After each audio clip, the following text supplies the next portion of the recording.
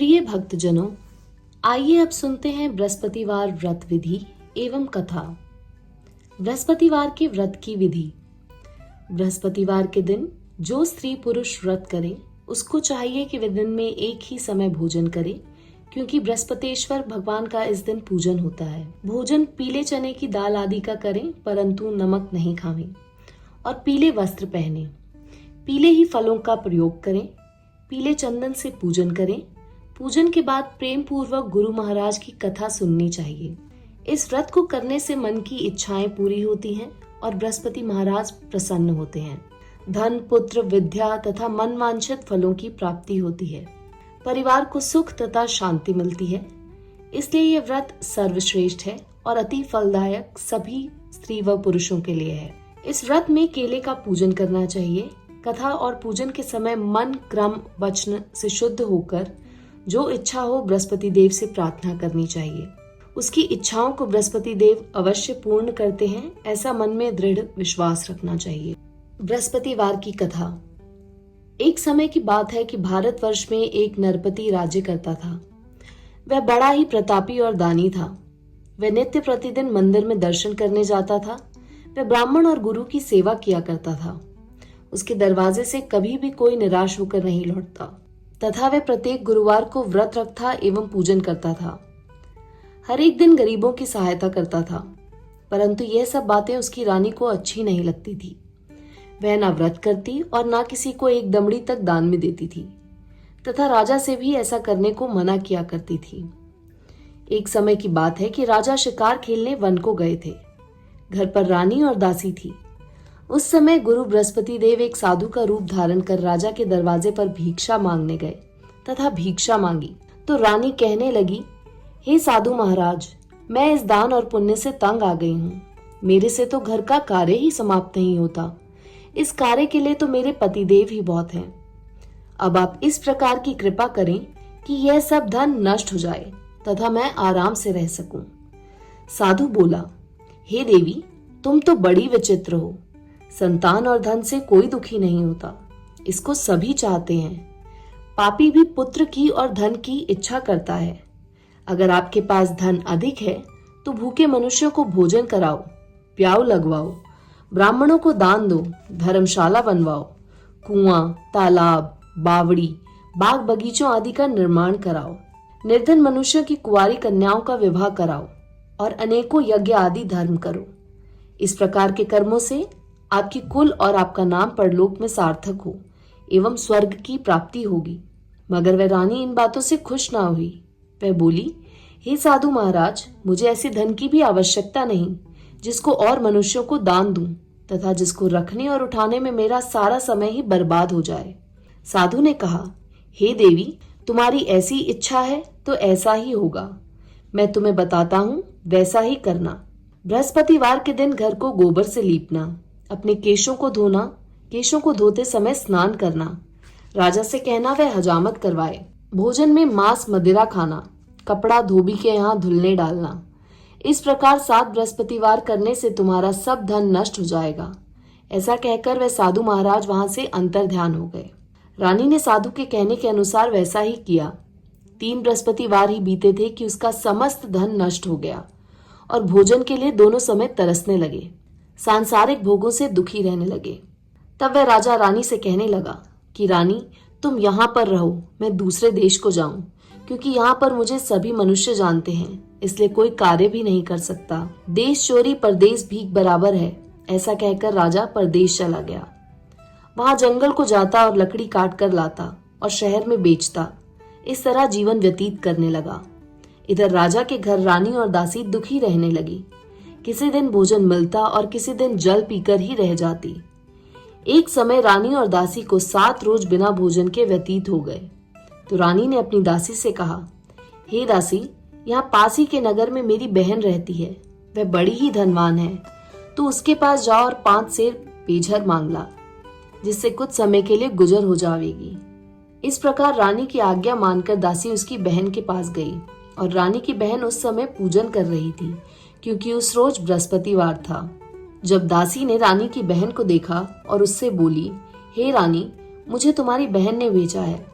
मेरे लिए 5 सेर बेझर दे दो। इस प्रकार दासी ने अनेक बार कहा, परंतु रानी ने कुछ उत्तर ना दिया, क्योंकि वह उस समय बृहस्पतिवार की व्रत कथा सुन रही थी।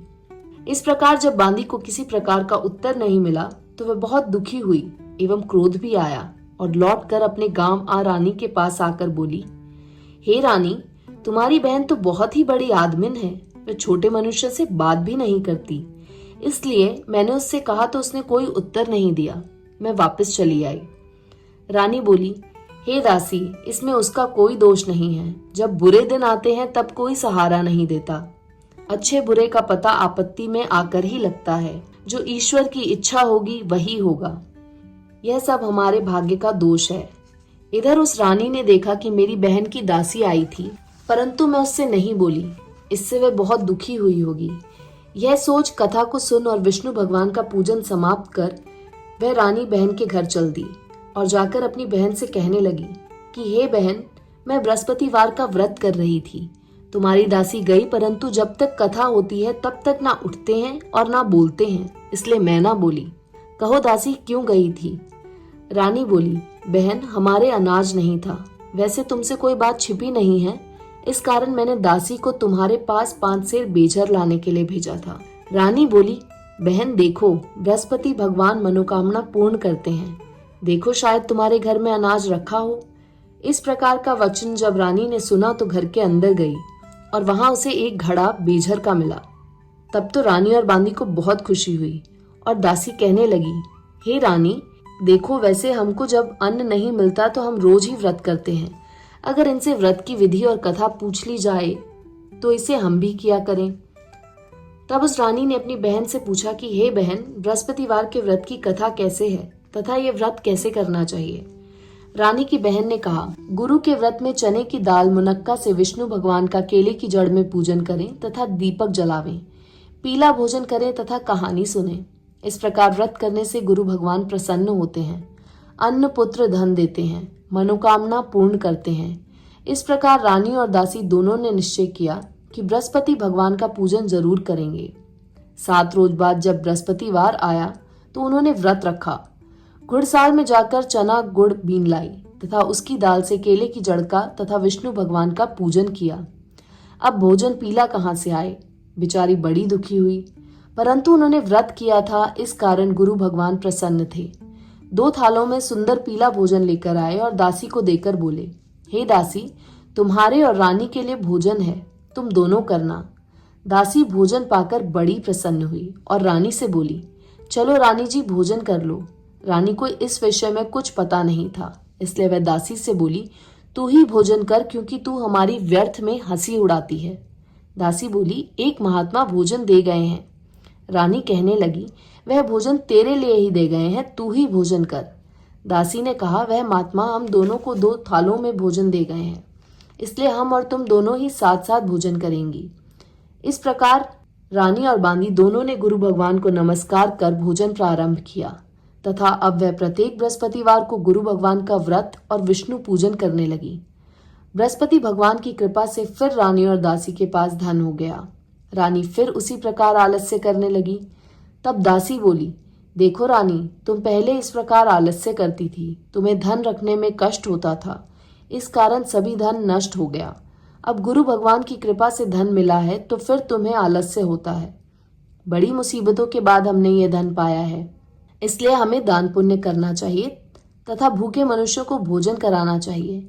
प्याऊ लगवाएं, ब्राह्मणों को दान दें, कुआं, तालाब, बावड़ी आदि का निर्माण करें, मंदिर, पाठशाला बनवाकर दान दें, कुंवारी कन्याओं का विवाह करवाएं, धन को शुभ कर्मों में खर्च करें, जिससे तुम्हारे कुल का यश बढ़े तथा स्वर्ग प्राप्त हो और पितर प्रसन्न हो।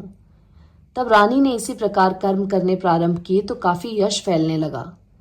एक दिन रानी और दासी विचार करने लगी कि ना जाने राजा किस प्रकार होंगे, उनकी कोई खबर नहीं। गुरु भगवान से उन्होंने प्रार्थना की और भगवान ने रात्रि में राजा को स्वप्न में कहा, हे राजा, उठ, तेरी रानी तुझको याद करती है, अपने देश को चलो। राजा प्रातःकाल उठा और विचार करने लगा। स्त्री जाति खाने और पहनने की संगिनी होती है, पर भगवान की आज्ञा मानकर वह अपने नगर के लिए चलने को तैयार हुआ। इससे पूर्व राजा परदेश चला गया तो परदेश में दुखी रहने लगा। प्रतिदिन जंगल में से लकड़ी बीन कर लाता और उन्हें शहर में बेचकर अपने दुखी जीवन को बड़ी कठिनता से व्यतीत करता था। एक दिन राजा दुखी होकर अपनी पुरानी बातों को याद करके रोने लगा। तब उस जंगल में से बृहस्पति देव एक साधु का रूप धारण कर आ गए और राजा के पास आकर बोले, हे लक्कड़हारे, तुम इस सुनसान जंगल में किस चिंता में बैठे हो, मुझको बतलाओ। यह सुन राजा के नेत्रों में जल भर आया और साधु को वंदना कर बोला, हे प्रभु, आप सब कुछ जानने वाले हो। इतना कह साधु को अपनी संपूर्ण कहानी बतला दी।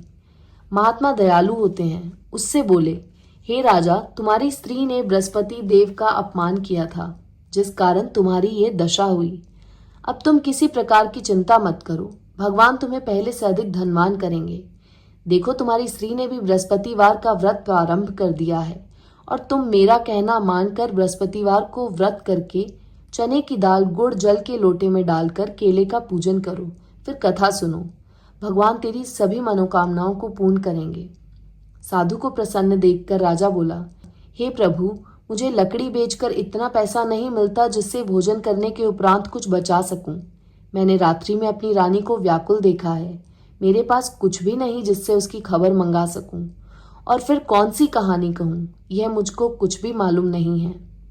साधु ने कहा, हे राजा, तुम किसी बात की चिंता मत करो। बृहस्पतिवार के दिन तुम रोजाना की तरह लकड़ियां लेकर शहर को जाओ। तुमको रोज से दुगना धन प्राप्त होगा, जिससे तुम भली प्रकार भोजन कर लोगे तथा बृहस्पति देव की पूजा का सामान भी आ जाएगा। और बृहस्पतिवार की कहानी निम्न प्रकार से है। बृहस्पति देव की कहानी। प्राचीन काल में एक ब्राह्मण रहता था। वह बहुत निर्धन था। उसके कोई भी संतान नहीं थी। उसकी स्त्री बहुत मलिनता के साथ रहती थी। वह स्नान न करती, किसी देवता का पूजन न करती, प्रातःकाल उठते ही सर्वप्रथम भोजन करती, बाद में कोई अन्य कार्य करती थी। इससे ब्राह्मण देवता बड़े दुखी थे। बेचारे बहुत कुछ कहते थे, किंतु उसका कोई परिणाम न निकला। भगवान की कृपा से ब्राह्मण की स्त्री के कन्या रूपी रत्न पैदा हुआ और वह कन्या अपने पिता के घर में बड़ी होने लगी। वह बालिका प्रातः स्नान करके विष्णु भगवान का जाप करने लगी, बृहस्पतिवार को व्रत करने लगी। अपने पूजन पाठ को समाप्त करके स्कूल जाती तो अपनी मुट्ठी में जौ भरकर ले जाती और पाठशाला के मार्ग में डालती जाती। तब ये जौ स्वर्ण के हो जाते। लौटते समय उनको बीनकर घर को ले आती थी। एक दिन वह बालिका सूप में उन सोने के जौओं को फटक कर साफ कर रही थी। उसके पिता ने देख लिया और कहा, बेटी, सोने के जौं को फटकने के लिए सोने का सूप होना चाहिए। दूसरे दिन बृहस्पतिवार था। इस कन्या ने व्रत रखा और बृहस्पति देव से प्रार्थना करके कहा, हे प्रभु, मैंने आपकी पूजा सच्चे मन से की है तो मेरे लिए सोने का सूप दे दो। बृहस्पति देव ने उसकी प्रार्थना स्वीकार कर ली। रोजाना की तरह जब वह कन्या जौ फैलाती हुई जाने लगी, जब लौट कर जौ बीन रही थी तो बृहस्पति देव की कृपा से सोने का सूप मिला। उसे वह घर ले आई और उससे जौ साफ करने लगी, परंतु उसकी माँ का वही ढंग रहा। एक दिन की बात है कि वह कन्या सोने के सूप में जौ साफ कर रही थी। उस शहर का राजपुत्र वहां होकर निकला। इस कन्या के रूप और कार्य को देखकर मोहित हो गया तथा अपने घर आकर भोजन तथा जल त्याग कर उदास होकर लेट गया। राजा को जब इस बात का पता लगा तो अपने प्रधानमंत्रियों के साथ उसके पास गए और बोले, हे बेटा, तुम्हारा किसी ने अपमान किया है अथवा कोई और कारण हो सो कहो, मैं वही कार्य करूंगा जिससे तुम्हें प्रसन्नता हो। अपने पिता की राजकुमार ने बातें सुनी तो वह बोला, मुझे आपकी कृपा से किसी बात का दुख नहीं है। किसी ने मेरा अपमान नहीं किया है, परंतु मैं उस लड़की के साथ विवाह करना चाहता हूं जो सोने के सूप में जौ साफ कर रही थी। यह सुन राजा आश्चर्य में पड़ा और बोला, हे बेटा, इस तरह की कन्या का पता तुम ही लगाओ, मैं उसके साथ तेरा विवाह अवश्य ही करवा दूंगा। राजकुमार ने उस लड़की के घर का पता बतलाया। तब मंत्री उस लड़की के घर गए और ब्राह्मण देवता को सभी हाल बतलाया। ब्राह्मण की कन्या का विवाह राजकुमार के साथ हो गया। कन्या के घर से जाते ही पहले की भांति उस ब्राह्मण देवता के घर में गरीबी का निवास हो गया। अब भोजन के लिए भी अन्न बड़ी मुश्किल से मिलता था। एक दिन दुखी होकर ब्राह्मण देवता अपनी पुत्री के पास गए। बेटी ने पिता की दुखी अवस्था को देखा और अपनी माँ का हाल पूछा। तब ब्राह्मण ने सभी हाल कहा। कन्या ने बहुत सा धन देकर अपने पिता को विदा कर दिया। इस तरह ब्राह्मण का कुछ समय सुखपूर्वक व्यतीत हुआ। कुछ दिन बाद फिर वही हाल हो गया। ब्राह्मण फिर अपनी कन्या के यहाँ गया और सभी हाल कहा तो लड़की बोली, हे पिताजी, आप माता जी को यहाँ लिवा लाओ, मैं उसे विधि बता दूंगी जिससे गरीबी दूर हो जाए। वह ब्राह्मण देवता अपनी स्त्री को साथ लेकर पहुंचे तो पुत्री अपनी माँ को समझाने लगी, हे माँ, तुम प्रातःकाल उठकर प्रथम स्नान आदि करके विष्णु भगवान का पूजन करो तो सब दरिद्रता दूर हो जाएगी। परंतु उसकी माँ ने एक भी बात नहीं मानी और प्रातःकाल उठकर अपनी पुत्री के बच्चों की जूठन को खा लिया। एक दिन उसकी पुत्री को भी बहुत गुस्सा आया और एक कोठरी से सभी सामान निकाल दिया और अपनी माँ को उसमें बंद कर दिया। प्रातःकाल उसमें से निकाला तथा स्नान आदि करा के पाठ करवाया तो उसकी माँ की बुद्धि भी ठीक हो गई और फिर प्रत्येक बृहस्पतिवार को व्रत रखने लगी। इस व्रत के प्रभाव से उसकी माँ भी बहुत ही धनवान तथा पुत्रवती हो गई और बृहस्पति जी के प्रभाव से स्वर्ग को प्राप्त हुई तथा वह ब्राह्मण भी सुखपूर्वक इस लोक के सुख भोग कर स्वर्ग को प्राप्त हुए। इस तरह कहानी कहकर साधु देवता वहां से लोप हो गए। धीरे धीरे समय व्यतीत होने पर फिर वही बृहस्पतिवार का दिन आया। राजा जंगल से लकड़ी काटकर किसी शहर में बेचने गया। उसे उस दिन और दिन से अधिक पैसा मिला। राजा ने चना गुड़ आदि लाकर बृहस्पतिवार का व्रत किया। उस दिन से उसके सभी कलेश दूर हुए। परंतु बेचारा जब दोबारा बृहस्पतिवार का दिन आया तो बृहस्पतिवार का व्रत करना भूल गया। इस कारण बृहस्पति भगवान नाराज हो गए। उस दिन उस नगर के राजा ने विशाल यज्ञ का आयोजन किया तथा शहर में ये घोषणा करा दी कि कोई भी मनुष्य अपने घर भोजन ना बनावे, ना आग जलावे। समस्त नर नारी मेरे यहाँ भोजन करने आवे। इस आज्ञा को जो ना मानेगा उसके लिए फांसी की सजा दी जाएगी। इस तरह की घोषणा संपूर्ण नगर में करवा दी गई। राजा की आज्ञा अनुसार शहर के सभी लोग भोजन करने गए, लेकिन लक्कड़हारा कुछ देर से पहुंचा, इसलिए राजा उसको अपने साथ घर लिवा ले गए और ले जाकर भोजन करा रहे थे तो रानी की दृष्टि उस खूंटी पर पड़ी जिस पर उसका हार लटका हुआ था। वह वहां पर दिखाई नहीं दिया। रानी ने निश्चय किया कि मेरा हार इस मनुष्य ने चुरा लिया है। उसी समय पुलिस को बुलवाकर उसको जेल खाने में डलवा दिया। जब राजा जेल खाने में पड़ गया और बहुत दुखी होकर विचार करने लगा कि न जाने कौन से पूर्व जन्म के कर्म से मेरे लिए दुख प्राप्त हुआ है, और उसी साधु को याद करके रोने लगा जो कि जंगल में मिला था। उसी समय तत्काल बृहस्पति देव साधु के रूप में प्रकट हो गए और उसकी दशा को देखकर कहने लगे, अरे मूर्ख, तूने बृहस्पति देव की कथा नहीं करी, इस कारण तेरे को दुख प्राप्त हुआ है। अब चिंता मत कर, बृहस्पतिवार के दिन जेल खाने के दरवाजे पर 4 पैसे पड़े मिलेंगे, उनसे तू बृहस्पति देव की पूजा करना, तेरे सभी कष्ट दूर हो जाएंगे। बृहस्पतिवार के रोज उसे 4 पैसे मिले। राजा ने कथा कही।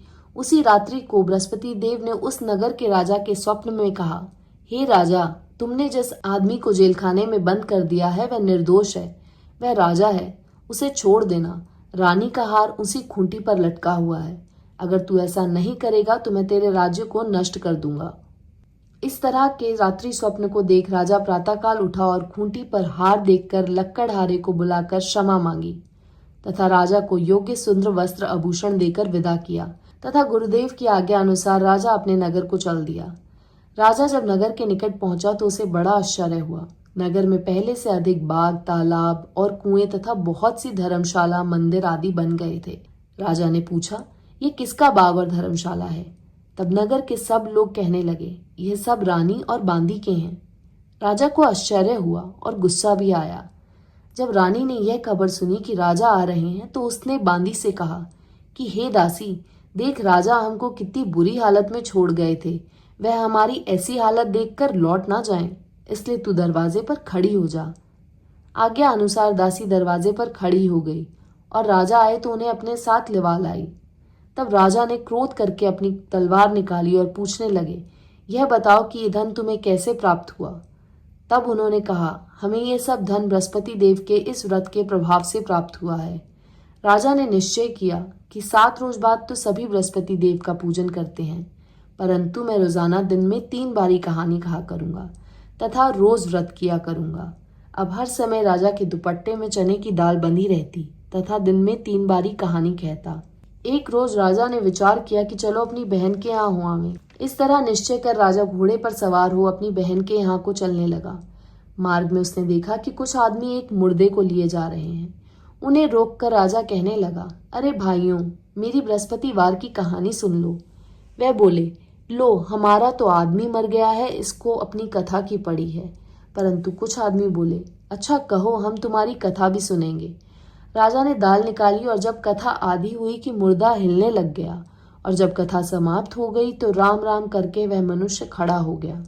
आगे मार्ग में उसे एक किसान खेत में हल चलाता मिला। राजा ने उसे देखा और उससे बोला, अरे भैया, तुम मेरी बृहस्पतिवार की कथा सुन लो। किसान बोला, जब तक मैं तेरी कथा सुनूंगा तब तक 4 हरिया जोत लूंगा। जा अपनी कथा किसी और को सुनाना। इस तरह राजा आगे चलने लगा। राजा के हटते ही बैल पछाड़ खाकर गिर गए तथा उसके पेट में बहुत जोर से दर्द होने लगा। उस समय उसकी माँ रोटी लेकर आई। उसने जब यह देखा तो अपने पुत्र से सब हाल पूछा और बेटे ने सभी हाल कह दिया। तो बुढ़िया दौड़ी दौड़ी उस घुड़सवार के पास गई और उससे बोली, मैं तेरी कथा सुनूंगी, तू अपनी कथा मेरे खेत पर ही चलकर कहना।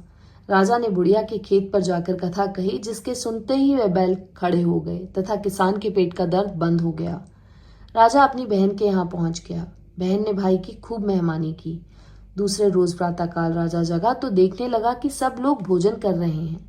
राजा ने अपनी बहन से कहा कि ऐसा कोई मनुष्य है जिसने भोजन नहीं किया हो, मेरी बृहस्पतिवार की कथा सुन ले। बहन बोली, हे भैया, यह देश ऐसा ही है, पहले यहाँ लोग भोजन करते हैं, बाद में अन्य कोई कार्य करते हैं। अगर कोई पड़ोस में हो तो देखा हूं। वह ऐसा कहकर देखने चले गई, परंतु उसे कोई व्यक्ति नहीं मिला जिसने भोजन ना किया हो। अतः वह एक कुम्हार के घर गई जिसका लड़का बीमार था। उसे मालूम हुआ कि उनके यहाँ 3 रोज से किसी ने भी भोजन नहीं किया है। रानी ने अपनी भाई की कथा सुनने के लिए कुम्हार से कहा। वह तैयार हो गया। राजा ने जाकर बृहस्पतिवार की कथा कही, जिसको सुनकर उसका लड़का ठीक हो गया। अब तो राजा की प्रशंसा होने लगी। एक रोज राजा ने अपनी बहन से कहा, हे बहन, हम अपने घर को जाएंगे, तुम भी तैयार हो जाओ। राजा की बहन ने अपनी सास से कहा। सास बोली, हाँ चली जा, परंतु अपने लड़कों को मत ले जाना, क्योंकि तेरे भाई के कोई औलाद नहीं है। बहन ने अपने भैया से कहा, हे भैया, मैं तो चलूंगी, पर कोई बालक नहीं जाएगा। राजा बोला, जब कोई बालक नहीं चलेगा तब तुम क्या करोगी? बड़े दुखी मन से राजा अपने नगर को लौट आया। राजा ने अपनी रानी से कहा, हम निर्वंशी राजा हैं, हमारा मुंह देखने का धर्म नहीं है और कुछ भोजन आदि नहीं किया। रानी बोली, हे प्रभु, बृहस्पति देव ने हमें सब कुछ दिया है, हमें औलाद भी अवश्य देंगे। उसी रात को बृहस्पति देव ने राजा से स्वप्न में कहा, हे राजा, उठ, सभी सोच को त्याग दे, तेरी रानी गर्भ से है। राजा को यह बात सुनकर बड़ी खुशी हुई। 9वें महीने में उसके गर्भ से एक सुंदर पुत्र पैदा हुआ। तब राजा बोला, हे रानी, स्त्री बिना भोजन के रह सकती है, बिना कहे नहीं रह सकती। जब मेरी बहन आवे तुम उससे कुछ मत कहना। रानी ने सुनकर हाँ कर दिया। जब राजा की बहन ने यह शुभ समाचार सुना तो वह बहुत खुश हुई तथा बधाई लेकर अपने भाई के यहाँ आई। तभी रानी ने कहा, घोड़ा चढ़कर तो नहीं आई, गधा चढ़ी आई। राजा की बहन बोली, भाभी, मैं इस प्रकार ना कहती तो तुम्हें औलाद कैसे मिलती? बृहस्पति देव ऐसे ही हैं, जैसी जिसकी मन में कामनाएं हैं सभी को पूर्ण करते हैं। जो सद्भावना पूर्वक बृहस्पतिवार का व्रत करता है एवं कथा पढ़ता है अथवा सुनता है और दूसरों को सुनाता है, बृहस्पति देव उसकी सभी मनोकामनाएं पूर्ण करते हैं। भगवान बृहस्पति देव उनकी सदैव रक्षा करते हैं। संसार में सद्भावना से भगवान जी का पूजन व्रत सच्चे हृदय से करते हैं तो उनकी सभी मनोकामनाएं पूर्ण करते हैं। जैसी सच्ची भावना से रानी और राजा ने उनकी कथा का गुणगान किया तो उनकी सभी इच्छाएं बृहस्पति देव जी ने पूर्ण की थी। इसलिए सबको कथा सुनने के बाद प्रसाद लेकर जाना चाहिए। हृदय से उनका मनन करते हुए जयकारा बोलना चाहिए। बोलो बृहस्पति देव भगवान की जय, विष्णु भगवान की जय। बृहस्पति देव की आरती। ओम जय बृहस्पति देवा, स्वामी जय बृहस्पति देवा।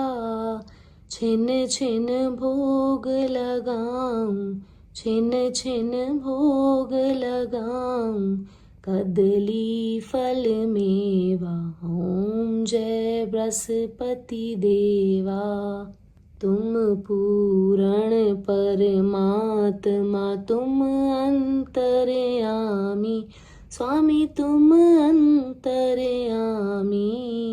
जगत पिता जगदीश्वर, तुम सबके स्वामी। ओम जय बृहस्पति देवा। चरणामृत निज निर्मल सब पातक हरता। स्वामी सब पातक हरता। सकल मनोरथ दायक कृपा करो भरता। ओम जय बृहस्पति देवा। तन मन धन अर्पण कर जो जन शरण पड़े। स्वामी जो जन शरण पड़े। प्रभु प्रकट तब हो कर आकर द्वार खड़े। ओम जय बृहस्पति देवा। दीन दयाल दयानिधि भगतन हितकारी। स्वामी भगतन हितकारी। पाप दोष सब हरता भव बंधन हारी। ओम जय बृहस्पति देवा। सकल मनोरथ दायक सब संशय तारो। स्वामी सब संशय तारो। विषय विकार मिटाओ संतन सुखकारी। ओम जय बृहस्पति देवा। जो कोई आरती तेरी प्रेम सहित गावे। स्वामी श्रद्धा सहित गावे। ज्येष्ठानंद बंद सो निश्चय पावे। ओम जय बृहस्पति देवा। सब बोलो विष्णु भगवान की जय। बोलो बृहस्पति देव भगवान की जय। यदि आपको मेरे चैनल पर बृहस्पतिवार की कथा अच्छी लगी हो तो चैनल को सब्सक्राइब करें, लाइक करें और कमेंट में विष्णु भगवान की जय, बृहस्पति देव भगवान की जय लिखना ना भूलें। धन्यवाद।